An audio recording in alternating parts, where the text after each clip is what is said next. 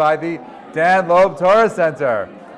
And if you've been standing back there, you've been there, just know, for 35 minutes eating pizza.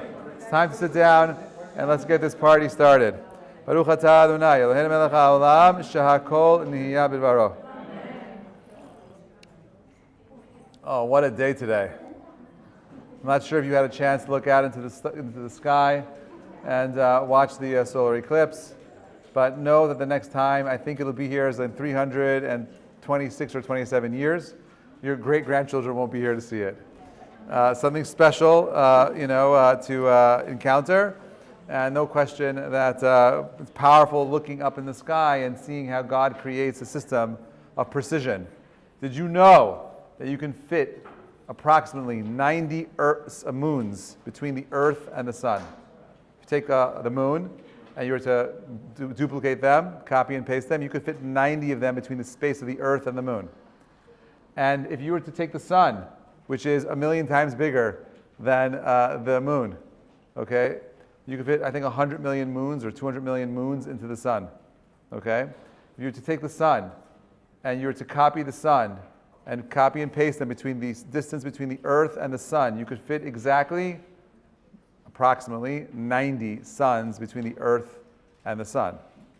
And the reason why this is so spectacular is that precision is what allows us to experience a solar eclipse. It's a perfect size, perfect space, perfect distance, not an accident. That this is the only planet in our solar system where you could actually witness a solar eclipse. No other planet has that feature. I wonder why. Why does God create a planet? Or why are we living in a planet that has a specific feature of one Earth, one moon, okay, that has the exact distance to be able to blot out the sun, okay, and this unique phenomenon. Why is that? I'm sure Ray Hadja told you all kinds of nonsense about his prophecies, but I'm just joking. I don't know what he shared, but I know he was talking about it. For me, there's the Gemara in Sukkah, I'm sure he quoted it, discusses this idea of like, what does it mean? And ultimately, it's unclear to me what the Gemara means. But I'll say this. It's interesting that, I'm not sure if he mentioned this or not, but it's definitely worth mentioning, because I mentioned it to him, and he didn't know, that there's no bracha that is recited for the solar eclipse. For all other phenomena, I'm not sure where were you on Friday, right, when the earthquake hit. But I'll tell you where I was. I was going to a Shalom Bayit call. I do this often, where people are in a very difficult situation in their relationship, and they're ready to walk away. I make a house visit at that point to stop the whole process and sit down and do a major intervention. So I was doing this on Friday. Okay, I was supposed to be there at 10 o'clock, but I was delayed from a previous meeting, and I got there at 10:14, 10:15, something like that, whenever the earthquake hit. So I stepped into the elevator, and the elevator is shaking. And I'm thinking, I gotta stop eating Monday nights. I had no idea it was an earthquake. I had no idea. And I got to the, he's like, Rabbi, are you okay? I think there's an earthquake. I'm like, oh, thank God. But anyway, that's where I was on Friday, and here we are with a solar eclipse. I'm not sure if you saw the news, but there's actually a volcano that is erupting in Italy. Started yesterday. Did you know this? You saw the smoke plumes that it was blowing out, like cigar circles. Actually really cool, very beautiful. All these things are obviously simanim, signs of something, of what? I don't know. But what we are going to discuss today, very quickly, because I have another incident that I'm dealing with, and it's taking up a lot of background bandwidth for me today. So if I sound like I am drunk, it's because I am drunk with dealing with lots of other issues. Let's say this, okay? We spoke last week about the idea of truth and bias. And we said that if you're looking for truth, it's very difficult to find truth, because if you don't have a very calibrated instrument that you're using to discover truth, you're never going to be able to find the truth. If you're trying to discover the circumference of a table, and your ruling stick, your measuring stick is not the right, it doesn't have the right accounting on it, it doesn't have the right numbers on it, it hasn't been tested to make sure that it is true, you can't come to the right conclusions.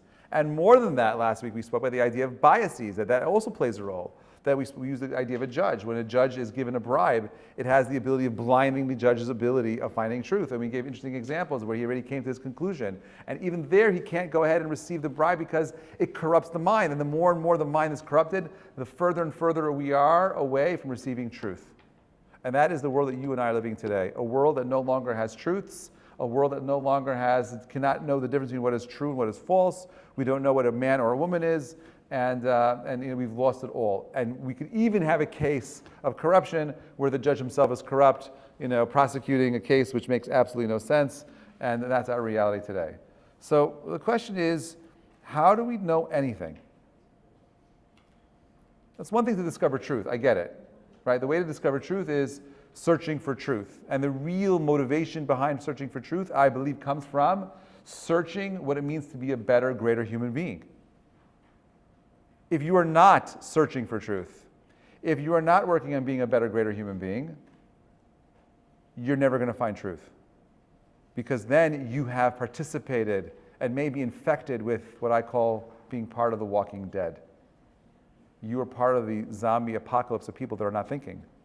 To think that you live in a time in history where people will call out Israel as a genocidal, terrorist organization, when in fact, Hamas actually perpetrated acts of violence, okay, where a government could ask them to stop their war, knowing that there are hundreds of hostages still in the hands of these terrorists, and who knows what's happening to them, is insane. It's crazy. And the narrative has flipped. The world is putting pressure on Israel to stop the war, basically giving Hamas the win, siding with Hamas. That's insane. And I'm confident that when you and I look back at history and we study this as intellectuals who are looking for truth to understand this time, this history and period, it'll be clear that the world was anti-Semitic, that the world hates Jews. And it's hard for you to hear that, and it's hard for me to say it, but we're lucky that we grew up in a time where the society gave us a certain status, and it's gone. It's actually funny. I got a message today from an old student of mine. It was a student at Boston University, and he said to me, Rabbi, he's like, it's so crazy. He's like, I just was looking through my notes, and I have in my notes from 2018, you said you're relying on this false sense of security in America. They could turn on you in an instant without any warning. And he's like, how prophetic and how true that was. 2018. And that can happen immediately. Now, how does this happen? How do people lose their truths? Well, it has to do with how you search for truth. Now, Judaism is very particular about how we think about our belief and our truths. So, for example, if you were in a synagogue and you were to look up at the Aharon, right, and look up at the Heichal, look up at the area where the Torah is kept, okay, you're going to find most Bet Knessiyot have these words, right? What does it say over there? That's one of them. There's another one. What's the other one? Right. Da lifnei mi ata omed. Now, the truth is that verse does not have an explicit source. There's no pasuk that says da lifnei mi ata omed. However, the Gemara in Berachot, that's source number 1, says De'u lifnei mi atem omdim, and it was shortened to say da lifnei. What does that mean? Da lifnei atem omdim. De'u, no. What does that mean? No, before you stand. Like, do you know who you're standing before? Who I'm standing before? Right? So what does that mean to know that you're standing before Hashem? Whatever you're doing is something that He's watching. Like, would you do something? Like people say, would you do something with your parents seeing? Think about it that way. Would you do something that if you knew somebody was watching, like God, He's gonna reward or punish you for seeing? Like, and you really believe that He's there, would you do it? Can you know that there's God watching you? What does it mean to know? What does da mean? Belief, awareness, belief. What else? Full certainty. Okay, good. So Harambam, number 2, says, this is Maimonides, and I would say that this is like one of the primary, most important principles in Judaism. He says, Yisod HaYesodot, the foundation of foundations, right, or the most important ikar is, Va'amud HaChochmot, and the foundation, the pillar of all wisdom, Leida Sheyesh Sham Matzui Rishon. The most important thing in the world that you could possibly know is, do you believe in God? Is there a first cause? Why is that important? Why is it important for me to know that there's a God? What happens to the world if there is no God? It's random, right? What else is there? There's a God, then there's like a due north. Oh, so you're saying is that there's a God, there's something called morality. And then if not, that just becomes. And if there's a morality, then there's I know I have a system of clarity of what I need to do and what I don't need to do. Create. Okay, that's that. You're answering the question because the Torah says so. Meaning, yes, creation was stopped by, but that's because you believe in God. But let's say you were looking as a scientist would and trying to discover God. Why would I even be looking for God? What is the purpose of knowing that there's a God? And why is it so difficult for so many people to come to the conclusion that there is a God? Why do so many people suffer with that? And I would say that this question is the most important question. And I'd say more than that. For those of you that may be struggling with your beliefs in Judaism, how do I really know that, Shabbat, God really wants that? How do I know about these rules and those rules? You're not struggling with your belief in the rules. You're struggling with your belief in God. First is clarifying that there's a God. Second is clarifying that God communicated with humanity. Third is figuring out what that communication was. But if you don't have clarity that there is a God, if you don't know that you're standing before Him, then all the other things are irrelevant. I get this all the time. Rabbi, why do you got to does God really care if I take out a cucumber that I don't like and flick it out of my salad? Does that mean I'm going to burn in hell? Does God care? And then I'll say to them, do you believe in God? They're like, not really. I'm like, why are we talking about Shabbat then? The issue isn't Shabbat. The issue is God. Look at number 3. The obvious discrepancy in the logic of that statement. If I know that it's God who is commanding me, then it's unnecessary to know His existence. Obviously, I know that already. If it says, Anochi Hashem Elokecha, right? Or Da Lefnei Mei Omed, right? Then obviously, if I know it already, and if I know it, then He exists. And if I don't know it, then He doesn't. Then He doesn't exist. So why would I listen to the commandment? The purpose of the commandment of Da Lefnei of actually the pasuk is in the next source. Pasuk over there states, "V'yadatem hayom v'shatat levecha ki Hashem Elokim." Right? That's the pasuk. This comment should have gone on that. So why should I listen to this commandment? The purpose of this commandment is to tell us that we have to take what we believe and then determine how we know that is true. When we do that, our belief becomes knowledge. Our obligation to Judaism is to know and not to believe. What is the difference between knowing and believing?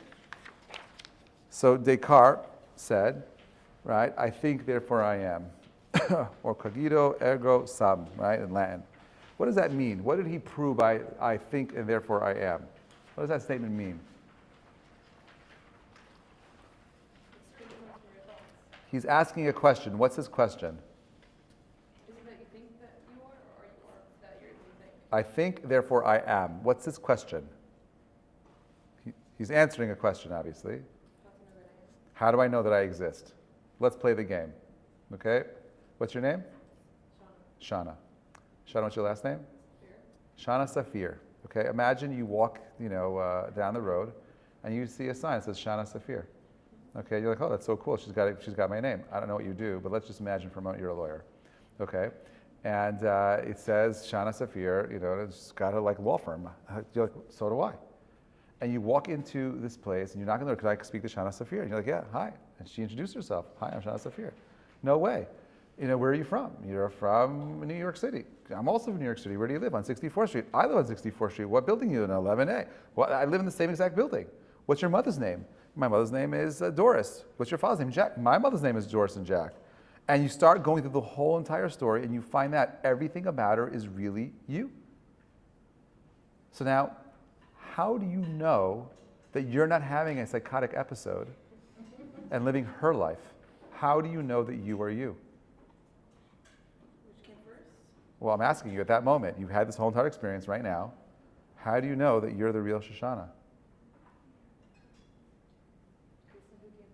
Well, how do you know who came first? You just bumped into this lady, and you had this one experience, and you're having this conversation, and you're just, how do you know who's who? Go to your creator, your parents. Okay, so let's say you can't do that at that moment. At that moment, right then and there, how do you prove that you are not you're not having a psychotic episode? How can you prove that you are in fact you? And what Descartes was actually doing is, how do I know that I exist? How do I know that I'm real? How do I know that I'm not the figment of some other person's imagination? How do I know that I'm not like a dream? How do I know that I am real? So his evidence for my own reality was, I think, and the fact that I have the ability to have a thought, the fact that I have a thought alone is evidence of my existence. The thinking is the only way I can get to truth. Therefore, I am. But when it comes to me and figuring out who I am, how do I know? So look at number 6. You know who Alan Turing was? He created the Turing test. This is very relevant to us today. The Turing test is super important because how do we, let's say, for example, you're missing a page? Oh my Lord. How did that happen? I'll put it in the chat. I don't have it. I can't do it in the chat now because I'm recording, but I will give you the sheet. I'm happy for you to take a copy of the sheet. Someone take a picture of it and put it in the chat. I don't have. It's only my phone. You could, if you all have iPhones, someone could take a picture of it and then share it to everybody in the room. But it's not that important. I'll just tell you what the Turing test is. Okay, the Turing test is a test that was designed by Alan Turing to kind of answer the question of how do you know? Let's say you were talking to someone on the other line of on a chat, okay, and you're going back and forth, back and forth. How do you know that the person you're speaking to is a real person or a AI? How do you know? By the way, it's like totally crazy because you could actually have a conversation with ChatGPT, and it sounds. You could say, ChatGPT, let's have a conversation. Do you ever do that? And go back and forth just to clarify your thoughts. I do it all the time. It's weird, but it's like it's weird because like it almost feels ki'ilu it knows me. Right? You could talk. You could chat. It's crazy. How do you know that maybe ChatGPT is a sketch, and there's really somebody else on the other side? It's a human being that knows how to type really quickly and knows how to answer very fast. Super smart. How do I know that it's an AI and not a human being? Ask it for original thought or for human emotion. It can only do its best based on what's already happened. ChatGPT can fake human emotion and can fake. It has the ability of hallucinating even. Yeah, but it has serious limitations. I mean, it's true. It has limitations today, but the ChatGPT today is very close to passing the Turing test. By the way, Turing says that if you can't distinguish between the AI and a human being, you have to assume it's a human being. But it's limited. Or it's sentient, and it doesn't really matter at that point, right? Ask it about its like hopes and beliefs. It won't be able to. It'll answer it. It'll do it based on its. No, you're telling me how that it's getting its information from whatever it's programmed, but it's going to have an answer. And by the way, I could argue that's true about you. How do I know that you're not a robot? How do you know that you're not someone? How do you know that you were just programmed an hour ago, and that all of your memories and everything that you think to be true, okay, was just programmed by someone, and you're like a very sophisticated android. You're using ChatGPT 12. Okay, and you have super Wi-Fi, and like you're connected to the what's it called, and your battery might run out in an hour. What does it matter if I am? Like if somebody came to me. It doesn't matter if you're alive or a robot. Because like if I have an existence that means something to me, then I can go live in Tahiti. Yeah. And like. No, but don't you want to know if you were created biological, if you're a biological creation, or if you were some mechanical creation? Don't you think that makes a difference? It matters, Why? because one has a soul and one does not. Right? One has the ability. If I don't have a soul, can I just. Would you agree that it makes a difference if something is I like the whole concept of consciousness of what I don't want to get into, but what is consciousness and so on and so forth. But the idea is that like robots that are built by humans are getting very close to mimicking human interactions and intelligence and so on and so forth. ChatGPT, just so you know, ChatGPT 4.2, I think that's the highest version right now, has an IQ of 160. It passed the bar, no problem. MCAT, bar, every time, it just does very well. And ChatGPT 5, okay, which is coming out soon, will have an IQ of 300. But it's still limited and stuff. It's only limited because they're limiting it for you, because they don't want to freak you out, not because it has limitations. They already have AGI, they already have augmented general intelligence, but that's a separate kind of. Right now, what we know for a fact is that ChatGPT is slowly releasing the upgrades because they don't want to freak out society.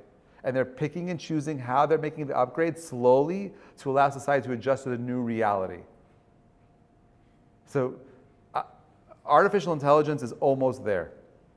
And the leaps and bounds that we're going to see in technology in the next 12 months are going to be mind-blowing already. The fact that Tesla can go they're releasing a robotaxi in August. That means a fully autonomous car that can take you from point A to point B without any drivers in the car.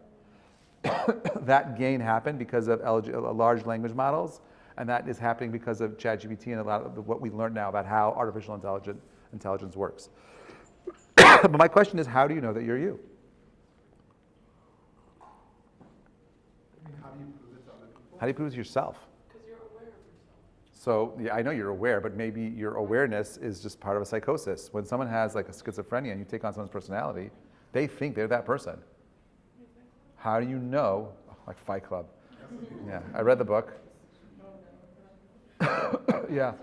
Think of the limitations of someone who would be having an episode or who would be real, and then prove that to yourself. Like I've heard of people having a stroke, they know which parts of their brain are not going to work at certain points, so they will like prepare for it, or they'll like write down where they are at a certain point in time and see what happens.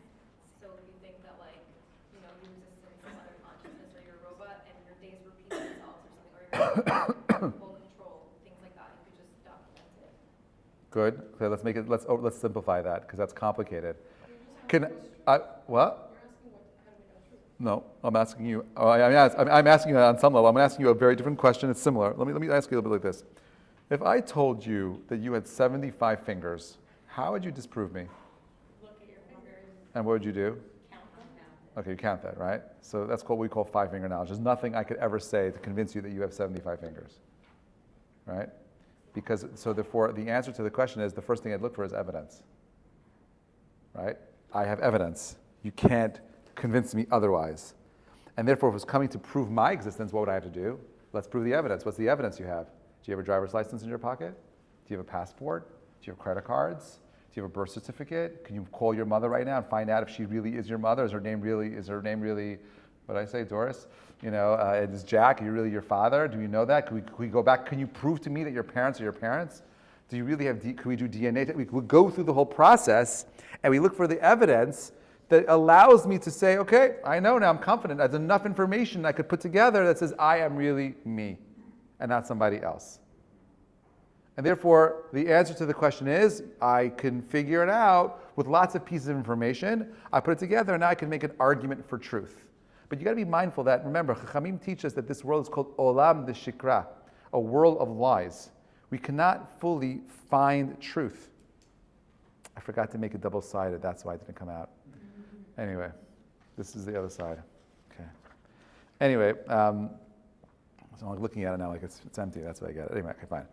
So let's talk about the difference between, this page is actually kind of important, the difference between knowledge, belief, and faith, okay? In Judaism, you have a term called yedi'ah, which is knowledge, emunah, which is belief. You have also something called emunah tefillah, which means a bad belief or faith, a bad faith. We can divide all of our convictions into four categories: knowledge, belief, faith, and socialization. What is knowledge? Knowledge is something of which you are absolutely confident. Knowledge is that of which you are something that you are absolutely confident. Belief is a conviction for which you have some evidence, but lack complete information. Faith reflects a desire to believe something, even though there's no evidence to support it. And socialization occurs when you accept something because society has conditioned you to believe it. Okay? So for example, let's say you go to the Pope. You say, hey, Mr. Pope, how are you doing? Thank you so much for taking my time. Just curious, where do you think I'm going to go after I die? He's like, what do you practice? Judaism? Oh, you're going down, right? And he's like, well, why do you think that? Well, because you don't share my beliefs, right? Here's a person that has a set of beliefs that I don't share, and therefore these are my beliefs, and this is going to happen to you. That's belief. But let's say you have someone like Putin who doesn't have any beliefs because he's an atheist. And you say to him, what's going to happen to me? He's like, you're going to go straight to the Siberia, Gulag. Going to have some goulash and gulag. Okay? That's what's going to happen to you. You see, for socialists, they don't believe in hell, so they create their own places on earth that are there to simulate hell. So this way you're always stuck in some kind of craziness that they created for you. So there's different types of information as far as you and I. We don't even think about it in these terms because we just accept things all the time. But how much of what you think of is really, or believe in, or think that you know, is a product of socialization and not a product of truth or evidence. Is it faith? Are you asking the question? So let's break it down even smaller. There are two broad types of knowledge: internal knowledge and external knowledge. Internal knowledge is what we feel inside. Subjective, it's personal. I know it's me because I feel it, right? Let's say you have a sense that God exists. I feel God's existence. That is a type of knowledge. It's valid, but you can't prove to others what you're feeling. And therefore, I'd say internal knowledge is the weakest of all knowledges. Just because you feel God exists doesn't mean that He does. I could feel all kinds of crazy things. Doesn't mean it's true. Someone today, I'm not even joking today, I had a call today from a father who was dealing with a young woman who says that she doesn't want to take her medication. She's having an episode. And she's like, I need someone with Ruach HaKodesh to tell me that this is what I need to take. She's like, I have Ruach HaKodesh. She's like, take your meds. People can believe and feel all kinds of crazy things. Is that truth? How are we exercising the truth muscle? How are we finding evidence for our truth? So while there's something to be said about how you feel, I wouldn't use the way I feel as a source of evidence for my truth. It's the weakest type of evidence you can use for your truth. Whereas external knowledge, right? I think that's the page that you do have, right? That's about objective research and evidence. It's what we can demonstrate and share. Talking about Torah's truths or the existence of a God, we need to investigate this externally. So, for example, okay, I know that there are many atheists in the world. I get it. So when we talk about the life on Earth, there's something called the Fermi paradox. Okay, and Fermi says, the Earth is about 4.5 billion years old, and it took 4.5 billion years to get to this amount of consciousness, this amount of intelligence. And imagine what we would look like in 1,000 years from now. Think about all of the amazing exponential gains we made in science in the last 100 years. We made more scientific discovery in the last 1,000 years than the last 6,000 years of history. Okay? What's going to happen in 1,000 years from now? It's growing exponentially, right? It's not like 1, 2, we're talking about 2, 4, 6, 2, 4, 8, 16, 32, we keep 64, we keep going exponentially faster. Okay, what are we going to look like in 1,000 years from now? And the world's only 4.5 billion years, according to Fermi. So in 1,000 years from now, for sure, we're going to have the ability to go ahead and travel out into the universe, leave our solar system, no question about it. We'll make a Dyson sphere around the sun and get all the energy around our sun so we have the power to travel and see other distant galaxies. We'll make wormholes and so on and so forth. We'll figure out interstellar travel, we'll figure it out. Okay? If that's true, that it took 4.5 billion years to get Earth to this level of consciousness, and the universe we know is about 13 or 14 or 15 billion years old, there's lots of billions of years. There should be lots more examples of life, of sophisticated, advanced life all around the universe. So where is it? How come I don't see life around the universe? It should be everywhere. So he talks about the great filter. At some point, society can't break out of the filter and the whole thing collapses. And maybe that's where we're at right now. I don't know. Scientists will say, when we look at the precision of the universe, the fact that 90 moons and 90 suns between the Earth and the sun and the moon, that's not an accident. That's what we call the Goldilocks principle, too much perfection. When you look at life on Earth, in order for life on Earth to emerge, okay, they believe in, evolutionists believe in something called like the primordial soup, that the whole Earth was really this big slime of all the elements inside of it, and lightning kept hitting it over and over again. And then you had a single-celled amoeba, and then life became more and more organized, and it kept building and building until you got to that first protein. And then once protein came, eventually you had like little, different kinds of smaller, life forms that became more evolved. And after millions and millions of years, billions of years, you had what we have today. And therefore, life is not magical, it's not miraculous, it's just something you create in a petri dish. Okay? Now, I have a hard time with that. I'll tell you why. To make one protein, okay, you need 25 million pairs of DNA to align perfectly. Imagine I take a book, and the book has 25 million letters in it. And I take out a scissor and I cut out each letter. and I take all the letters, and I have a whole bag now of all the letters, and I go into a helicopter, and I throw the letters out of the helicopter. You want to tell me there's a possibility, if I do this over and over again, that all those letters will fall down onto the earth and recreate the text in the book that I cut into pieces over and over again? You're not selling me you're not selling me anything. Like, I don't believe it. It's impossible. Impossible. I'm talking about the smallest thing. But you look at the miraculousness of the eye. The eye has the ability to see and light. The brain has the ability to filter. The ear to hear sound, touch, feel, all these complexities of the human being. It makes you want to go crazy to the point where today, right, we've moved postmodernism. We're now in what we call meta-modernism, right? Meta-modernism is the idea of just, we want to believe in simple truths. We want to walk away with the craziness of the postmodernists. We want to believe in what makes practical sense, okay? They're saying, you know what? Can't explain this in the way we've been doing it in the last 100 years with Darwinism, but the only way to explain this is you had intelligent designers coming here and designing life on Earth. And therefore, aliens seeded life on planet Earth. And they created this theory called panspermia, where you have DNA on meteorites that fly throughout the whole entire universe, and they crash into planets, and that's how the DNA comes here, because we can't explain it otherwise. Now, I know why they're thinking that. Because, well, how do you have intelligence come out of nowhere? Because we know that everything that in this universe, everything that has a beginning has an end. And everything comes from somewhere. So how could you believe in a God that doesn't have a beginning? How could you believe that God doesn't come from something else? If everything comes from something else, how could God not come from something else? It must be he comes from something else also. And they're stuck with this logic simply because they don't understand what it means to be part of a holographic reality. Okay, which means that if, let's say, you and I are living in a simulation, and we're just in a computer game, and you're a character in the computer game, and you're like, doot, doot, doot, doot, and you jump, and you get your little mushroom, and you get bigger, and you shoot at little fireballs, and you're doing your thing, right? So there are rules to that game. There's very clear rules, right? Does the designer of the video game live with the same restrictions as the character in the video game? No.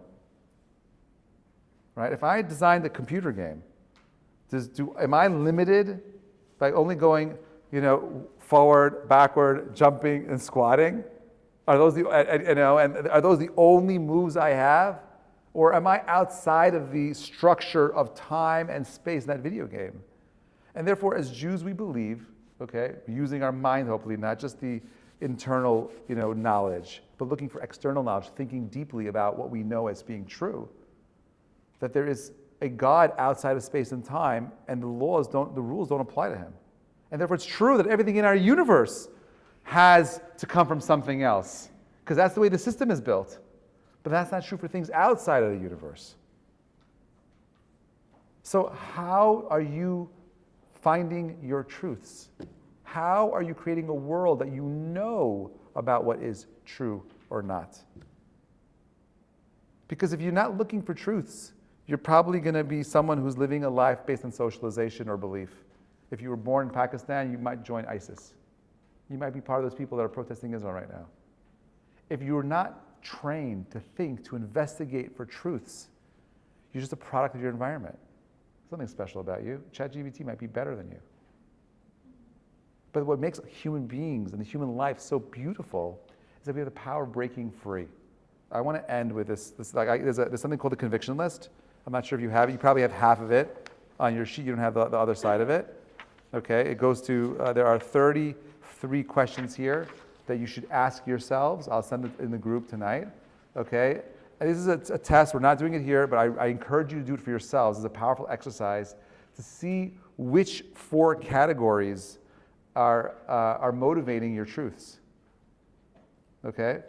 Are you just someone that has everything? Is it knowledge based? Is it belief based? Is it socialized based? Like, what is is it faith based? What is motivating your thinking and your beliefs? Okay.